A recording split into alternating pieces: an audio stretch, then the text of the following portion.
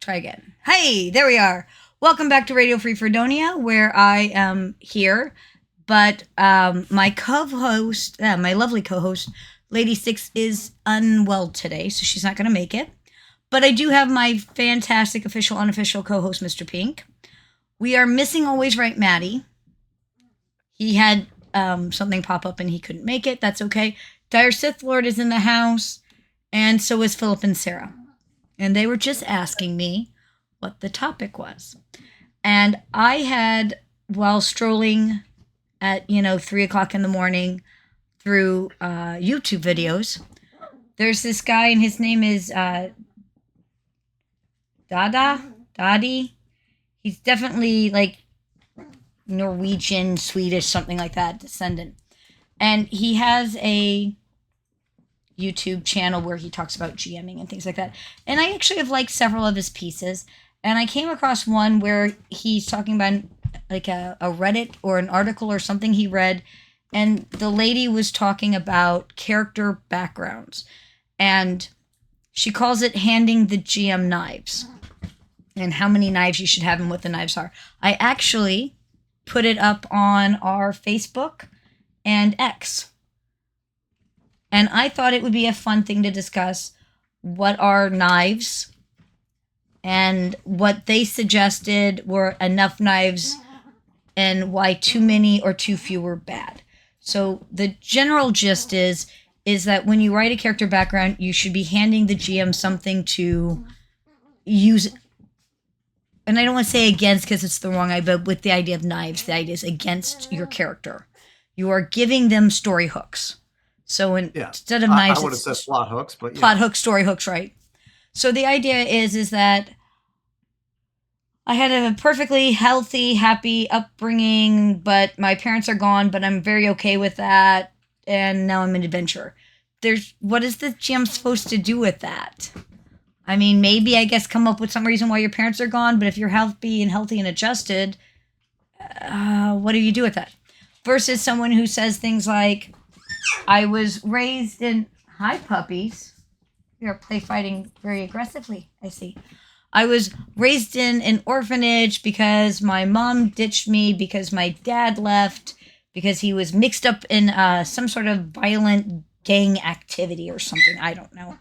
And while I was in there, I made the bestest friend a person could ever have, and they mean everything to me, but I also made an enemy because I was helping my bestest friend get away from this bully, mean person.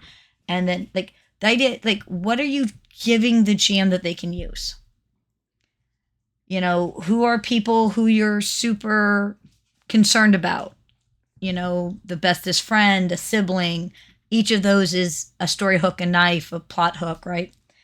Who are people who have a reason to hate you, whether it's deserved or not, right? That's another plot hook, story hook type of thing. Do not chew on the curb.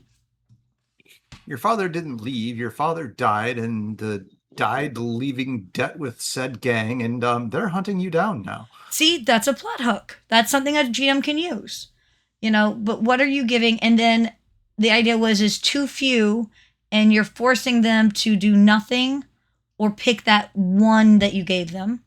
He died in I don't know how he died in a baking accident unless there is, and if I can find it again, it was a free tiny module about this little hut that had a couple, and one's a wizard and the other's a baker, and he had animated like everything in the freaking house to help out the wife, and then they're not home. And so you hear this weird noise, you go to investigate, and it ends up with a calzone golem in the basement. It's very messed up. So I guess if he died in that house, it would be a baking accident. It would definitely be a freak baking accident. So I thought we would talk about what type of... Are there story hooks that you guys, or plot hooks or knives that you like giving to a GM? Are there ones that you like receiving as a GM? Is there one that you want to tell me about? I thought we'd start there.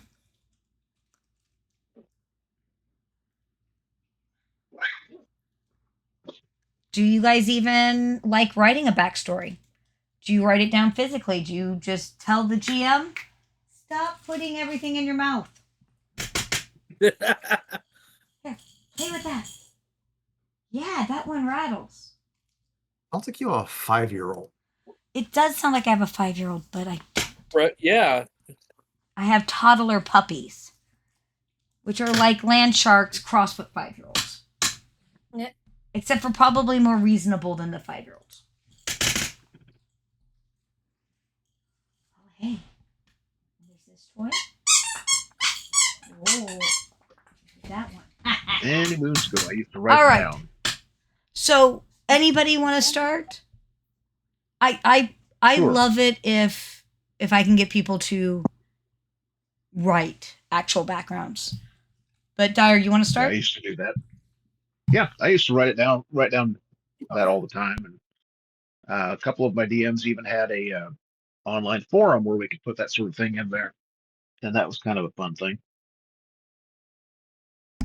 I miss that. I used to be in some games that had one, but my favorite is going to be the Expendables 1879 game I ran. That was actually on the FOSSA forum. Because the people who were involved in that were hilarious as hell. Like, they were just the funniest people. If you ever get a chance, you should go back and read through some of that. They were funny as heck. It makes more sense if you're actually at the games, but it was still funny even if you weren't totally there. Because they gave you just enough to kind of keep you up to date on what was going on. And they were not the most reliable narrators, which is awesome. That's the best narrators. Especially when you're listening to the different angles that each of them had. Sometimes, and I don't know if you guys have ever been in games that do this, I give extra XP if you'll write something in between games. It doesn't have to be long. It could be a few sentences. It doesn't have to sound smart. Nobody's freaking spell checking you. And you didn't have to even post it on the forum. You could have given it to me directly. But just something so that I knew what your player took from the session. What was important to your player. It helps me a lot, I think, as a GM to know where to go with stories. Because I now know what your character thought was useful, important, necessary, forward. So I actually love that. So what was your favorite story hook plot knife that you gave a GM in a background, Dyer? Oh, good lord. There was one changeling game where I had a character who was basically bristling with knives.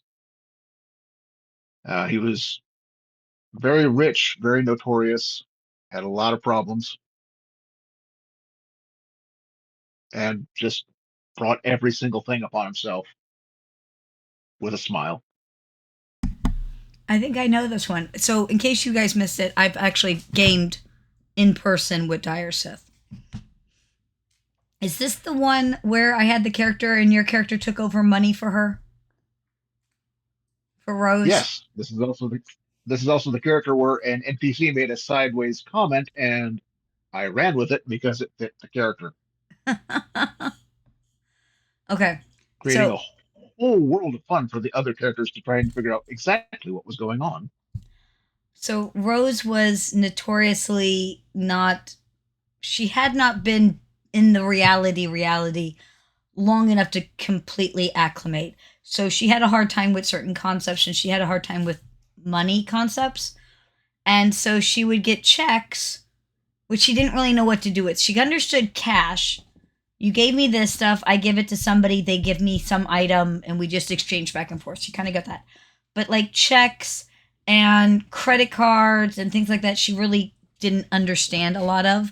And then she ended up with stock, and she didn't understand anything about that. So she just started shoving all of that paperwork into drawers in a dresser in her room. And nobody had caught on that she had been doing this until they had to make a sudden trip out of the country. And she was like, well, what do I bring?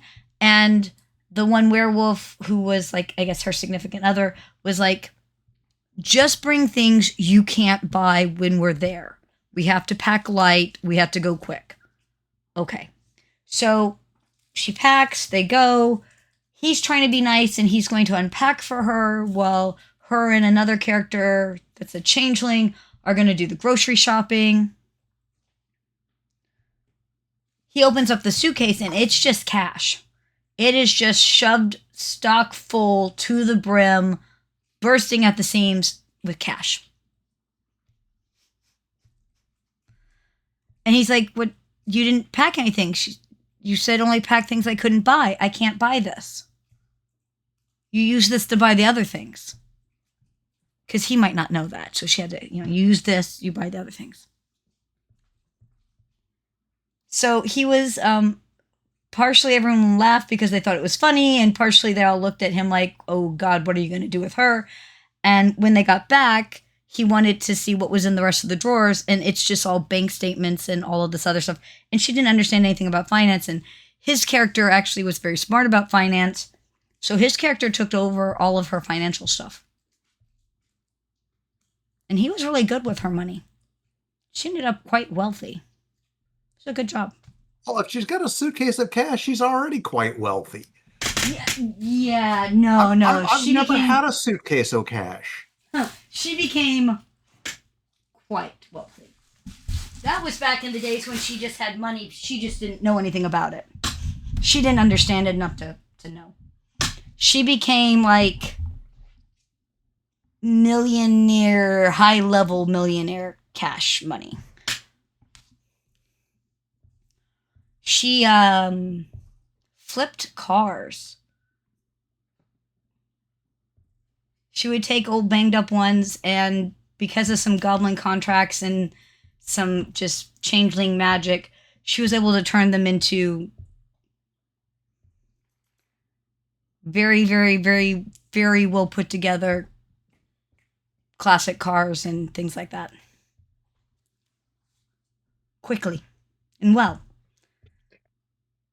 She had some interesting. The changeling who came from a whole lot of money tried to get her pretty close to what he could make. However, oh, dude, yeah, he could spend it just as fast as he could make it. Yeah, see, she was not so good at spending. Oh, he was. Oh no, I remember that character. He was. The dice also loved him when he was high.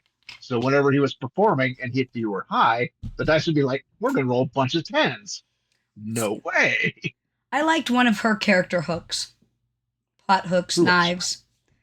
So, that was, the character's name was Rose, but when you first met her, what she said her name was she was the masterpiece Snow White in shades of gray. She was a statue piece of work. They gave her she ended up with the name Rose because apparently that's not a real name. But part of the story background is that Faye was working on another masterpiece, what she thought was a new masterpiece. And the only thing worse than being the current masterpiece is being the discarded masterpiece. And we will just say being the masterpiece wasn't necessarily as fun as it might sound. He was not a good Fae. He was a very bad Fae. And being a discarded masterpiece was worse. What she didn't know was it wasn't a new masterpiece per se. He was making Prince Charming. He was making the other half of the sculpture, which turned into a wonderful piece that eventually he had finished the sculpture and then sent it after he kind of found out about where she was. She sent him after her. So it was fun. It was a fun story hook, I thought. How about you, Mr. Pink? Have a favorite character story hook that you've used?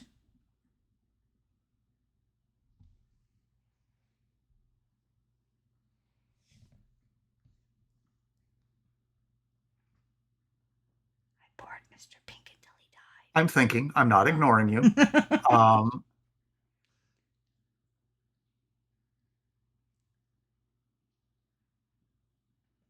Really, I don't know that I have a favorite. I mean, I do try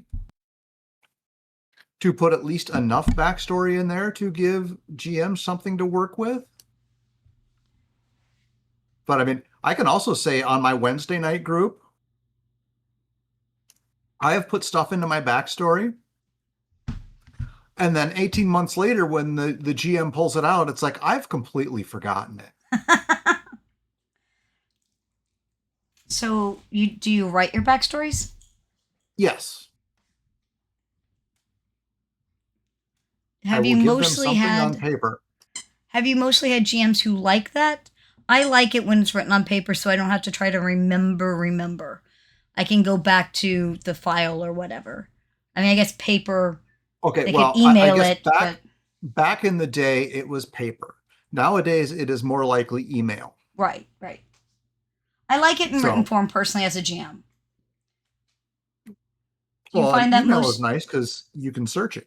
right? Well, then I guess that's true. I'm not very good at that. But so, is there a favorite piece of background you've ever had? Unlike this last major character, what do you think? And I believe I have mentioned this before. One point in time, we were running 2 different campaigns in the same world where, what, one group did could affect the others. And I was GM for part of the city campaign where we had almost a complete TPK. And that was because they were dumb. I will And say most of the time TPKs are because you're dumb. well, I mean, they had accomplished everything. Smart TPKs don't happen that often. I'm just saying. They had accomplished everything. They had, defeated the boss. They had what they needed. And they, I mean, they were done. All they had to do was just, go back, sit down, and wait for the dust to settle. And they're like, nope, nope, nope. There's still an accountant. We need to get their records. And I was like, no, you don't need those. We do too. And I mean, they went after the accountant in a 4-person party. I am willing to bet between those 4 people, they did not have 15 hit points left. Did they consider resting? Take a nap. No, Heal up a little. no. Me and my silly ideas. And I mean, I flat out said, you don't need that. I mean, who really cares what his accounts are? You just killed him. But no, they had to go do that. They were very sure, huh? And about 4 or 5 months later, we switched out GMs, and my character was the accountant.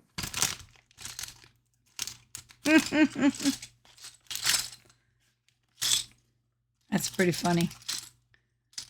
And it took them a very, very long time to figure out that I was the accountant. It didn't take them long to figure out that I was associated with the gang they had killed. But just that you were the accountant associated. But they took them a long time to figure out that I was the one who killed all of them. And they hated me for that. Typically speaking, that does not cause a lot of love. I'm gonna let you know. Well, no, I mean they flat out admitted they were dumb, and they know why they died. But it was just like, why did you bring the accountant back? We hate this. All right, fill up. It's like, I brought it back because I thought it would be funny. Favorite bit of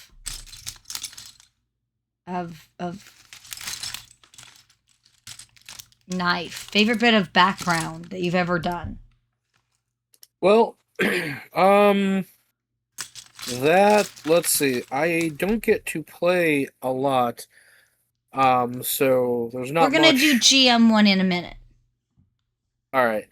Because, I think the favorite use of a background someone has had was in one game I had the Merit Guardian Angel, and I kept trying to go and drive people forward towards the plot, and my guardian angel kept preventing me from getting to the place where the bad thing was because it was trying to protect me. So I'd be like, all right, we need to go to this place here, and I'd have just the taxi cab would break down or something would happen, and everyone would arrive, and I would just not be there.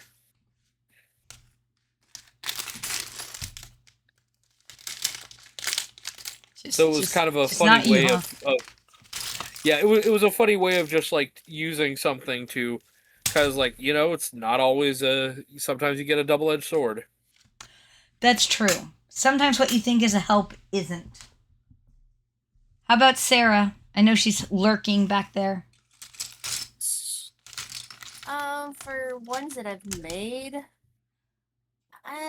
nothing really. If I'm gonna be honest, I prefer to do the GM with playing around with people's ideas because they will just build up. This is the idea. So the idea is that you've given the something to the GM that they can then play around with.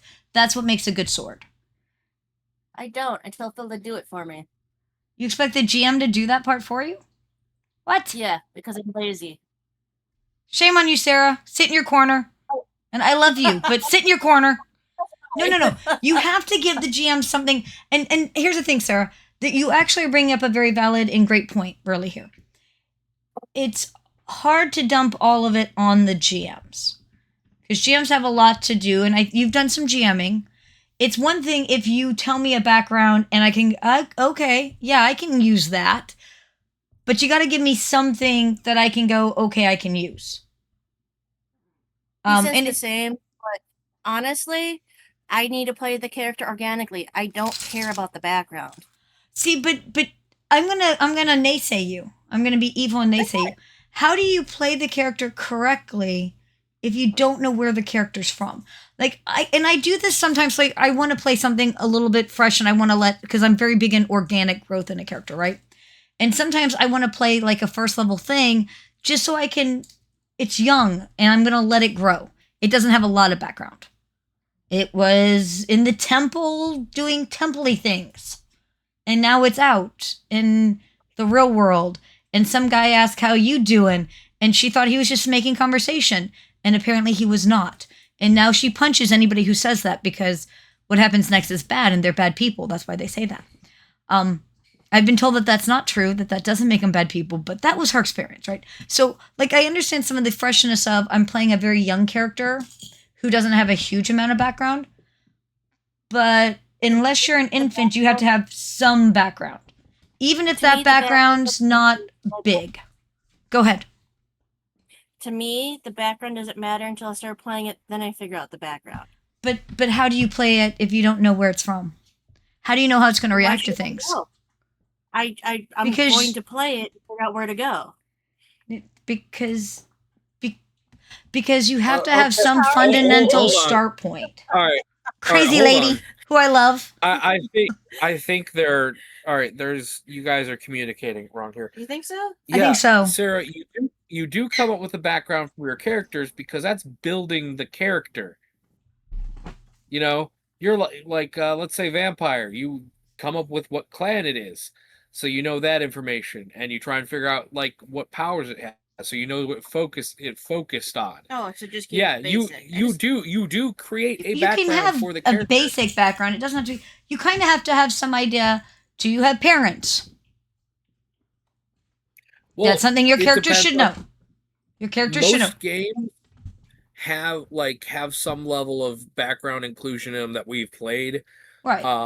Or if you have games like Life Paths, like for Cyberpunk, the life paths create your background, right? And you just kind of customize it. And you played Cyberpunk. I'm fine with that. Like I said, but what I was saying is that there has to be a certain amount of like, were you an orphan? Do you have loving parents? Did you wake up this morning and think you were going to your dead-end job as a baker, which isn't really a dead-end job? That's a cool job. Whatever, right? Or have you been doing, cyberpunk espionage for the last 5 years?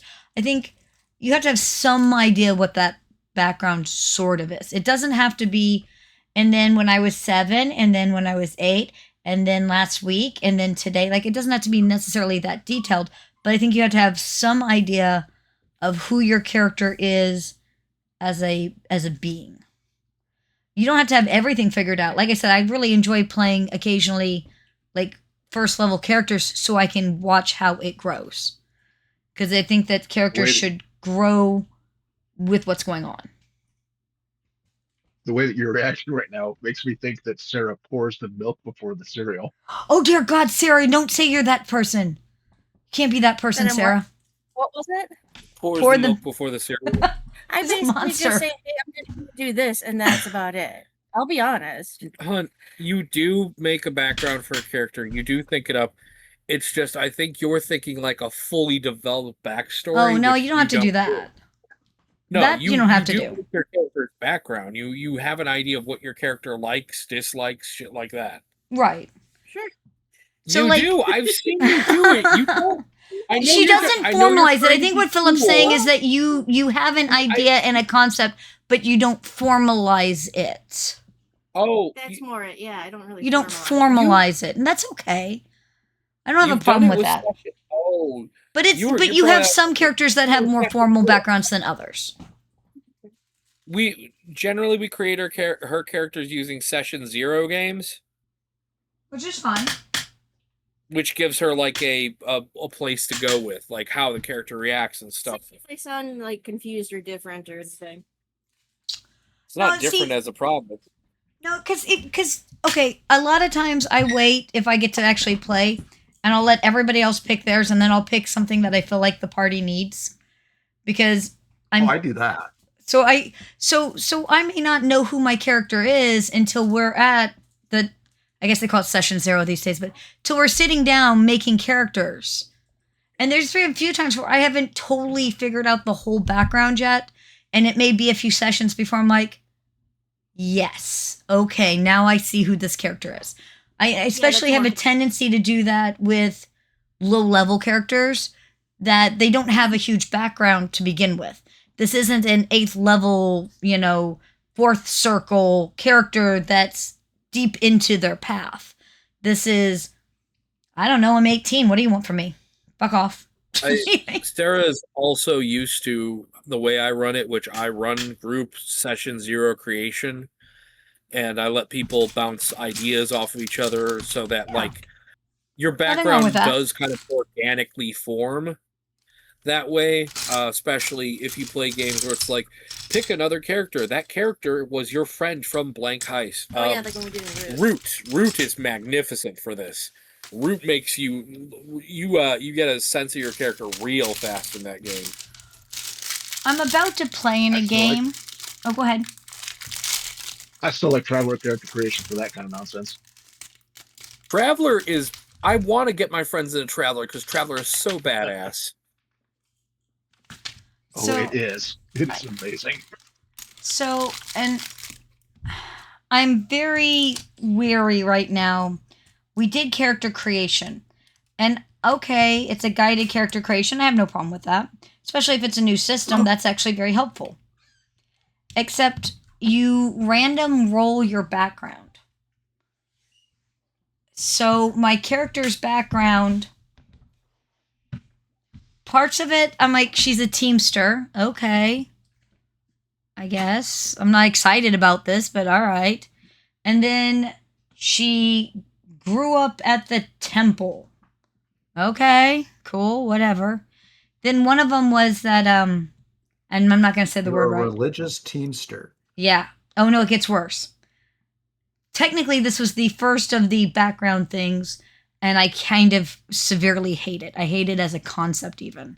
And I don't know why, but I felt like I couldn't say, wow, that's awful, and I hate that, and I would never play this character. It's where you hurt yourself to prove your sincerity to God. Flagellant. Yeah. Or she's flagellant, depending on where you put your... Yes. I would never play that because I think that that's an awful, awful idea as a whole. And I think that anybody who thinks that that's what makes God happy has very very bad concept of God. I don't even care what your Well, religion is. That you, whatever in your higher fairness- being is, wants you to harm yourself to prove yourself. It's just a little too on that self-loathing, self-hurt thing that I just can't. All right. I can't do In as a character. fairness, Europe during the Black Plague felt like God hated you. And that's very great and fun, and I guess. But for me as a player, I really hate this background. And it's going to be so great because she's never had anybody who rolled that. And I'm like, I'm so glad that I got to be the lucky first. But Wait, what's the setting? I believe it's medieval-esque. I'm trying to remember what the name of the thing is. But it's a newer, younger, small company game. And I'm trying to remember. And I don't want to bash it because I haven't played yet. So, but I guess the idea is that you're supposed to kind of bullshit your way through, oh, I have this background and that's going to make it so that I might know this thing. Oh, on top of it, you even though it's a first level character, this is a huge pet peeve of mine. My character is somewhere between, I think it was like 57 and 75. Mm-hmm. Why am I a first level character at 57? Why have I sucked at life so much that I am a first level motherfucking character at 57? Because was I in you a are coma first for level- 48 years? No, you're a first level adventurer at 57. You are a 90th level whatever you were doing in your life. Apparently, I was sitting in a monastery beating myself and then occasionally running a wagon. I don't know. 90th level Flatland. 90th level Yeah. Flatland. Like, no thank you. This is a horrible... So, I will be honest. I'm trying not to hate the character before I even start, but I kind of hate this character before I even start. Yeah, you gotta. This is where you go. This is one of those where I get random charts for character creation. I think it can be fun. I think it can bring up some interesting ideas. You know? Sometimes you gotta reroll. But yeah, I kind of feel like sometimes you ought to re-roll some shit. If this was Warhammer, like flagellants in Warhammer are actually kind of cool. See, this doesn't seem to give you anything. Like, you have to make up... The way it was explained to me is that you have to make up how that could possibly mean you're good at whatever it is you're going to attempt to do. I mean, I guess I could be like, oh, I'm not going to feel the pain because I beat myself on a regular basis and now God just is happier with me. So it's all good, right? Like, I'm not really sure what I do with that. Yeah. Without... I mean, if you're a barbarian, you could wind up your rage.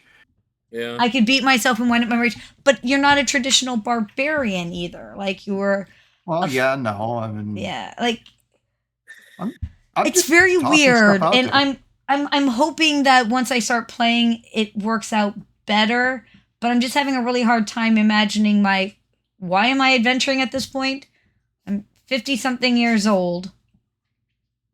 Apparently, I like to hit myself, which I'm very uncomfortable with, to be honest. All A right, teamster, and I was uncomfortable? raised in the church, I guess. I think you're uncomfortable with the concept of self-harm enough that I you am. need to tell the person running it that you can't play this. And I 'Cause might have this to, is because the just self-harm boring. thing really bugs me a lot. If like, it does, Glorifying don't play self-harm something for that God, freaks you out. it seems like such... Is it me? Maybe it's just me. Maybe everyone else thinks I'm being weird about that. Am I being No, weird? You don't have to like everything everyone else likes. You certainly don't have to like self-harm. Like, okay, so... It's but not for everyone. self-harm is not for everyone. It really is That's not what for I'm going to everyone. put on. I'm going to put that on the YouTube description. Self-harm is not for everyone. It really isn't. It isn't. So, I mean, it sounds like it's squicking you out pretty badly. does. You should roll something else. Yeah, I guess I think I should. I mean, I always... Like, of I always everything, give people an opportunity. even the fact that it's a first level character and old is annoying, but whatever. I noticed that a lot of times people don't actually give any attention to that in game, like age and things like that. I'm like, I mean, I can figure out a reason for this, but like this needs to be very. Whatever got you out of the damn monastery had better be pretty damn important. Right. Like that. Like, At this point that I've left the monastery or whatever, the temple, whatever it is, had better be I would super think big. it'd be something like the monastery was burnt to the ground, and you're trying to find out who did it. Yeah, like it's There gonna you have to be go. big to get me out. It's Yeah, a vengeance arc. Vengeance arc, It I could has- see that. Because But- if you were doing something for 50 odd years, you pretty much had it down, and were planning on doing that for the rest. Right, because I mean, especially if this is a medieval fantasy setting, let's be honest. How much longer was I gonna live anyhow? Like I'm a senior citizen. I'm a human. I'm gonna die any old time now. It depends on the setting, because there's a lot of funny things with that. That's true. Because a lot of the clergy ate better and had better medical attention and better cleanliness. And in fantasy That's settings, true. the clergy knew people with healing spells. That's also true. A person who specializes in like ecstatic self-harm probably has built up a fairly good immune system now. I guess. It's going to be difficult to get infections from wounds, that's for sure. Yeah. Like, given the right setting, I could 100% run this as an interesting character, but it's so crucial on what the setting is in this one. And it is also not for everyone. Not everyone can do that. There's no way playing this that you don't go, either you go dark or you go even gallows humor, you know? You do it, you play it almost like a Monty Python type character. You make the mortician faint with your humor. You go and you're a flagellant. It's just that you just paint the whip to make it look like you're striking yourself. Oh yeah, you've just been faking it the whole time. Well, come on. See? That's useful. Monty Python, flagellant, bring out the comfy chair. Yep. You just go around tickling yourself with a feather because it makes you uncomfortable. You know, I should see if that's an okay thing. I mean, or like technically you could go around being one of the things from the monks of Pie su Domine thwack. Yeah, just whack yourself with the head of the Bible occasionally. In rhythm. Always in rhythm. Yep. And Latin. Yep. I think you can always find some humor in RPGs, and you don't necessarily have to always, but there seems to always be some level, especially when you're there we are. It's supposed to be bring out your dead, but it's not showing up. Oh. Yeah, you have to click on it. It's weird. That's very weird. Oh, come here, baby. Feeling better. Night, come here. Night, come. I'm so happy. Okay, good boy. That's better. Mhm. Oh my gosh.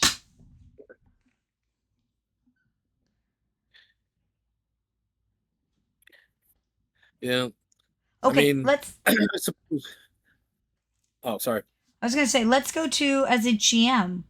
What type of knives? What type of plot points do you like receiving?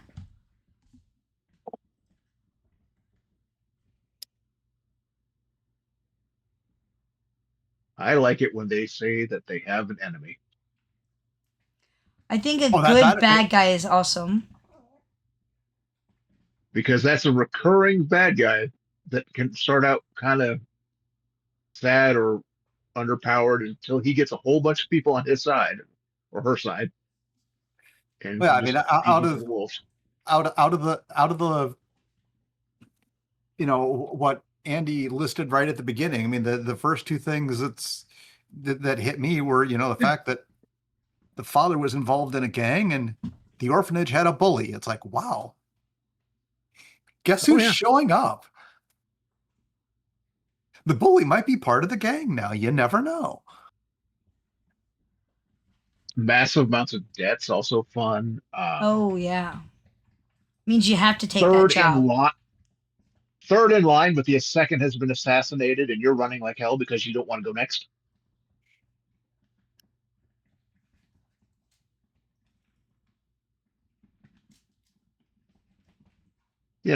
family drama, Frau style. Eh,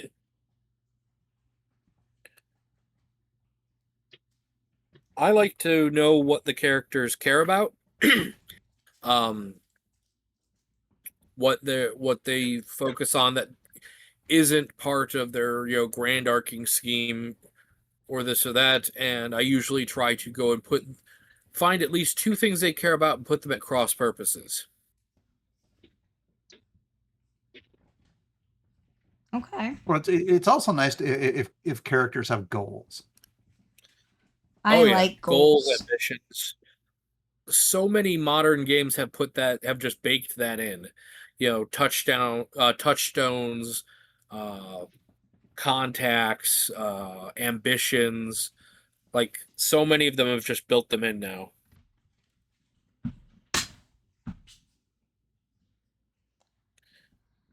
I think my favorites are ones where it's a little fleshed out.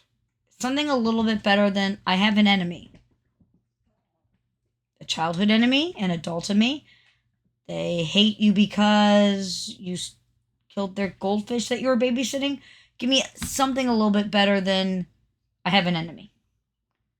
Or my parents are dead. Okay, cool. Now, are they dead because of natural causes? Did something happen to them? Something happened. Now, I'm okay with, I don't know what that is, and I'm willing to bounce ideas with you, the GM, or I'm willing to totally leave that in your hands. My character doesn't know what happened to them. I'm hoping to find out. You Okay. have a young ward. You have a young ward. Like, give me something I can do with. But it needs to be better than I have a bad guy. I don't. Give me something. Here's something that I'm going to be incorporating into any future Earth Dawn games I run. Who initiated you into the discipline? I like that. Tell me about the person who helped you. I like that. Who brought you in? Who taught you the way of the Swordmaster? Because that person is going to be very important in your life.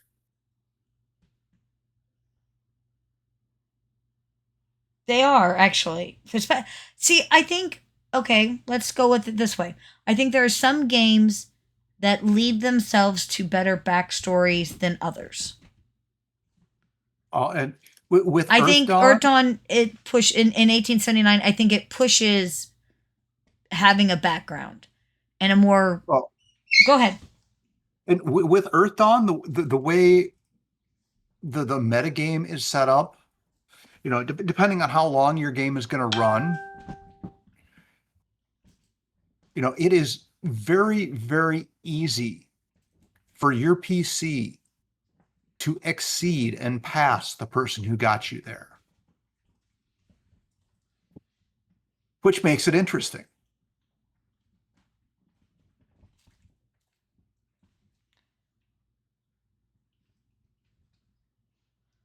So I have let's go this one because we're getting closer on time.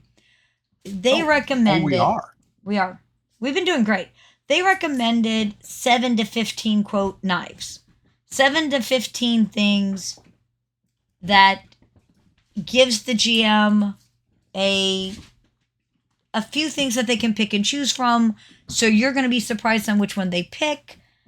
But not so many that, what did they say? The knives hurt everyone else, which I wanted to ask your guys' opinion on. Way too many. I want more than one. I'd like 3. I think 3 to 7 would be better, in my opinion. Yeah. But I wanted to see what you guys think. I don't want it to be one thing because then I only have that one thing. Otherwise, I don't have a background for you, right? 3 bare minimum. I like the 3 to 7. I mean, 15 is 15 seemed like a lot to me. Now, at the same time, I've had some pretty elaborate backgrounds. And okay, you guys know what L5R is? Legend of the Five Rings? Okay. Yes. Okay. Yes, I do. I once made a character who the general, this is the background. She was from one clan. She was in a match made with another clan. It turns out to be a love match. They really cared for each other deeply, a little too deeply, a little too before the ceremony, which was a huge no-no. Unfortunately, it would have actually worked out fine, except he dies before the baby's born. So now she is an unwed mother, and her family kicks her out because she has dishonored them, and his family doesn't accept her because, well, she's obviously a dishonorable harlot, until the child's born and it's a boy. And they still don't want her. His family does not want her. They want the child. Why did you do it twice? So she's having to... Very curious about this thing that's up on my screen right now. She's very... She can't leave the child places because these people are trying to get her child. And they will kill her to take the child. They have no problems with just taking the child and never giving it back. They have no problems with killing her if that's what it takes.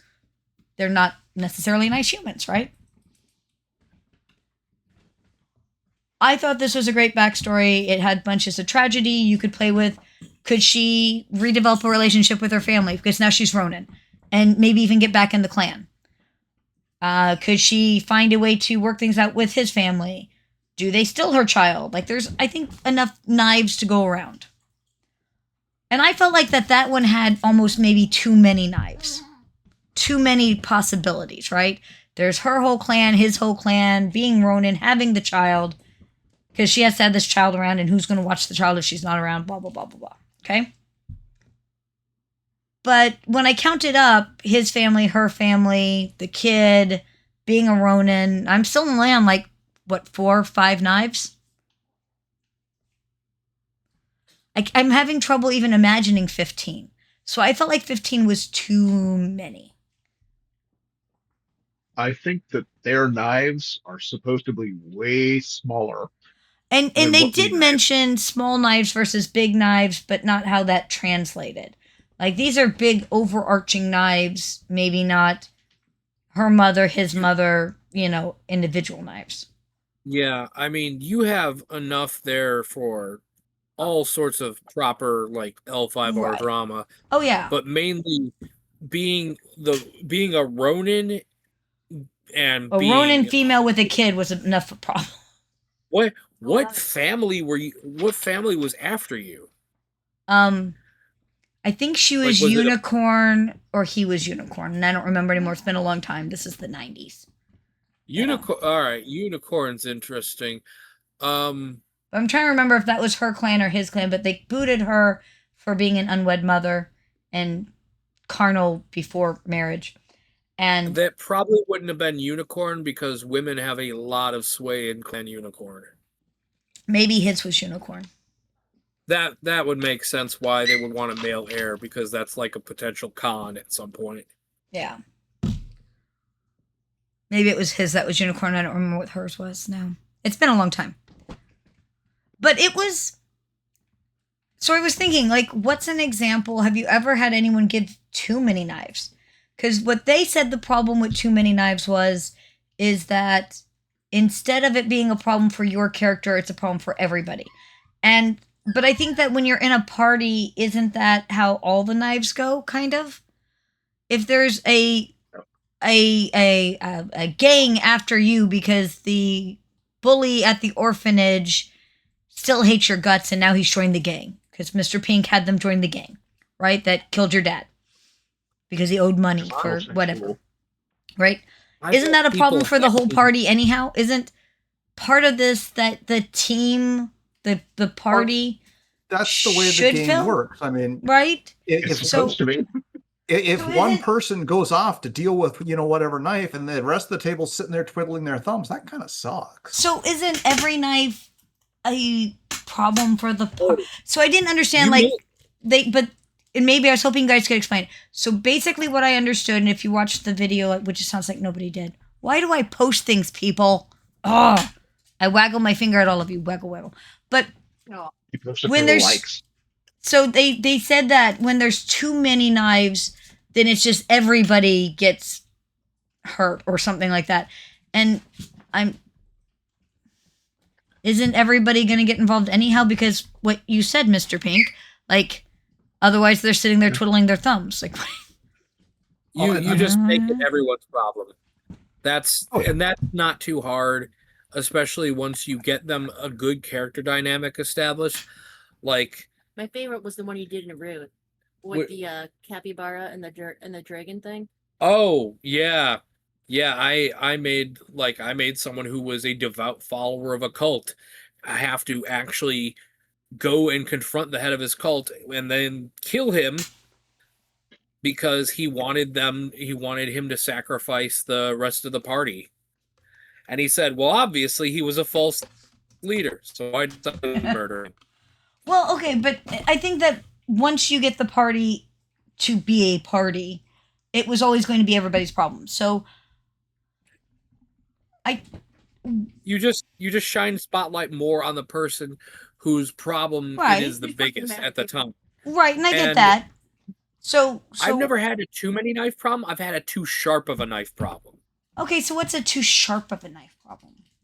I have had it where people have gone and given me a lot of stuff that they're really enjoying, but that person, that character is vulnerable and they don't realize they're not protecting it. So occasionally I've killed characters that people are like, why did you, that was such an asshole thing to do. And I'm like, you knew there was a serial killer going around killing people like this. You didn't think to protect them. They died. And so those have been a little too sharp when people don't realize that they've developed something in game, that like they're attached to this person. It wasn't part of their background. Just through role playing they got attached to an NPC.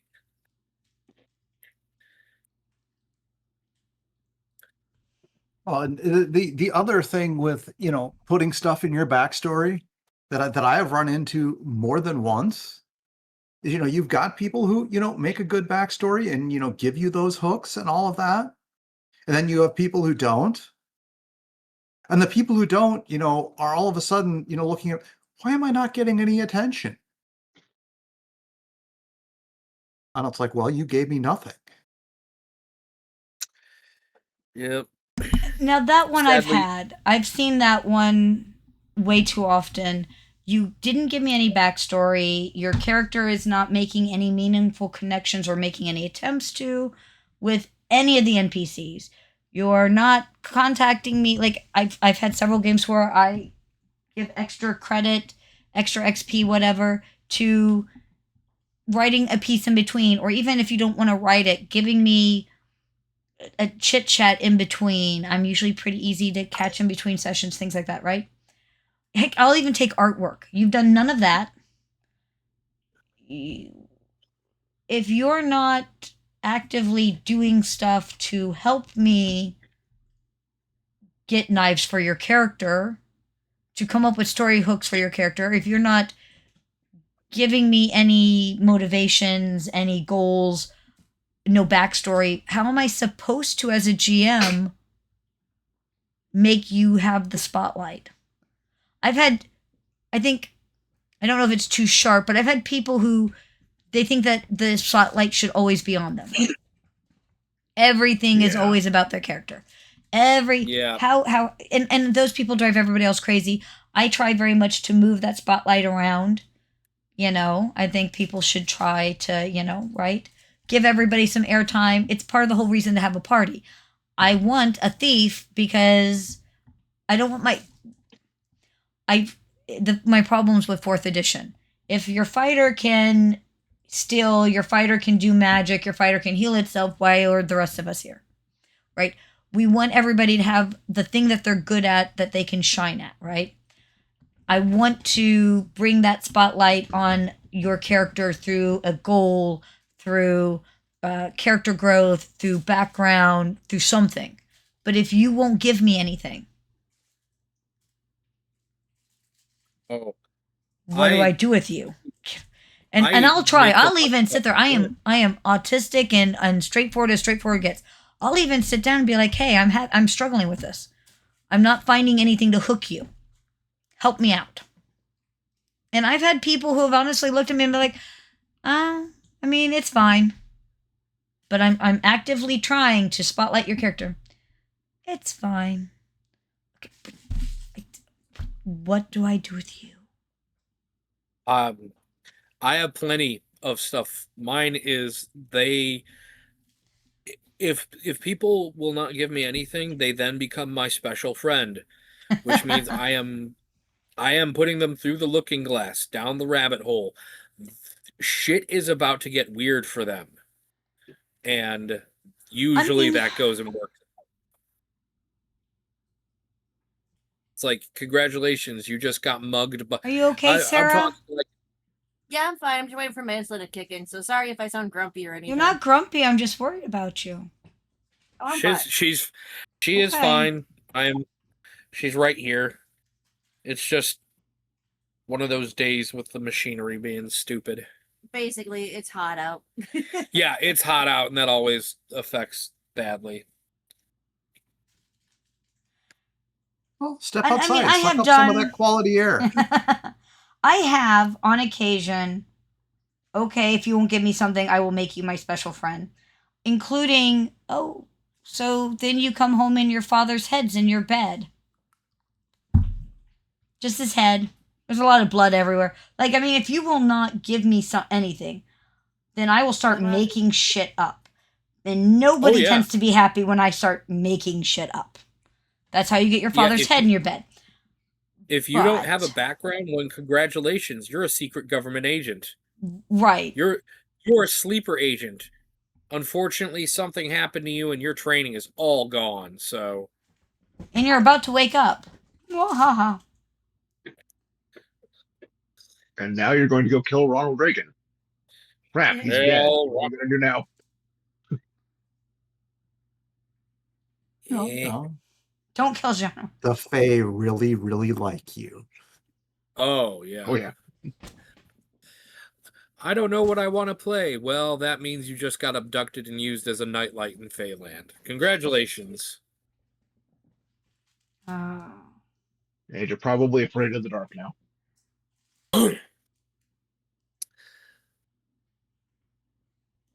All right, guys. I have to box cats up to get fixed in the morning. Okay, well, you have fun. That is... No. It's important, but they will come to me because they are good cats. Have you seen the pictures of them playing with the puppies? Yes. Aren't they cute? I'm just going to say, you know, for boxing cats, no matter how nice they are, they make these wonderful things called welding gloves. No, the raptors are sweet. They will be very well behaved about this. It's tomorrow that I'm worried about. More than once in my life, and I still have scars from some of that. I'm more worried about tomorrow when I have to take them out of the big box and put them in a smaller box to put in the car to then take to the vet, where I feel like this is going to go poorly. And then it's going to be the vet's problem to deal with them from there. Which they didn't ask about, like, individual crates. I'm just was going to bring them in one big crate and be like, here you go. Well, bigger crate. Tag, you're it. You fuckers deal with them. They're angry now. When I get them back, they should still be, like, high, I think. So I thought it would be better to do all three of them at once. Because then I couldn't accidentally grab the wrong cat or anything like that, because they look very... I don't know if you can tell in those pictures. They can be very hard to tell apart if you aren't, like, interacting with them a lot. And you don't want one warning the others. That's the other thing. They've always been together. I've not separated them. Those three have always been together. And they pack hunt. I don't know if typically boy cats pack hunt, but these three do. They also act like brothers, so if one of them has stitches, the others will probably try to take them out. That is a fair.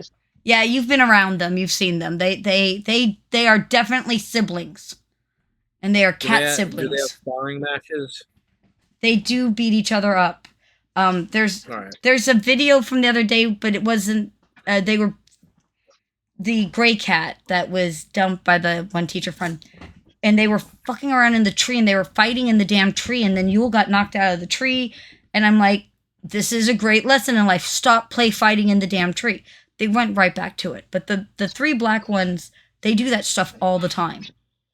But I thought that maybe they'd help keep that pack mentality if they could, like, go through the woes of losing their manhood together. It would help keep that bond, because I think it's really cute that they pack hunt and stuff. I don't know if that's how cats work. I know a lot more about dogs than I do cats. As the puppies are play fighting on the half dead, hey, be nice, air mattress. That's the thumpy noise. Is because they're jumping around making the air mattress make noise, because I still haven't taken it down from the last time I had company. All right, Andy, when you get off, you should either use that QR code or call that phone number. Okay, if I call the phone number, did I sell my firstborn child? Because she's married now and I'm not allowed to sell her. That's okay. You'll be fine. I'll be fine? All right, I'm doing this. And that's a real phone number, so... Yeah. It's a real phone number. Because it's not a 555 number. That's a real number. Yep. And she used this for a game she ran. She messed with all of us pretty hard. Okay. So I told you guys that I got into analog horror, and that some of the stuff has like phone numbers, and occasionally it'll have like websites that go with the videos. Like they've made these elaborate worlds. I have encountered a couple of those. And I always think that that is the coolest shit ever. And I always wondered if I ever had the extra time and money as a GM, if I could go back and do like a Shadowrun game or Cyberpunk, which I'm not as fond of Cyberpunk, but God, actually put in like old, claiming it's an old website because of course it's the future, right? But there used to be an old website, I think it was called Blackjacks or something, that it literally had like little Shadowrun briefings that someone acted out. Right, but wouldn't that be cool to do? And I just thought that would be so cool. Such a fun thing to do. It's going back to character creation. I once had a character background, and it was big. It was elaborate, but it was written kind of like a journal, and it was like, I don't know, 7 pages, handwritten, that I had tea stained and rolled up and half burnt, for some, I don't remember what game it was. But anyhow, I remember having a blast taking the time and writing that character background. So I always thought that writing like the character backgrounds and stuff was fun. I'm still not sure what the heck 15 knives would look like. It seems like a lot. And I wrote a 7-page background. All right. I'm going to figure out what this game is. And I'm going to, I think I'm going to have to tell her, I think you're right, that I'm just a little too squicked out. On the one thing. Like, message me the actual title of the game, because I know you don't want to, and I can. Yeah, I will do that off air and stuff like that. Yeah. All right, everyone. I don't want to rain on the parade. Let's everyone say goodbye. Say goodbye. Good night, all. Bye. All right, I'm ending the streams.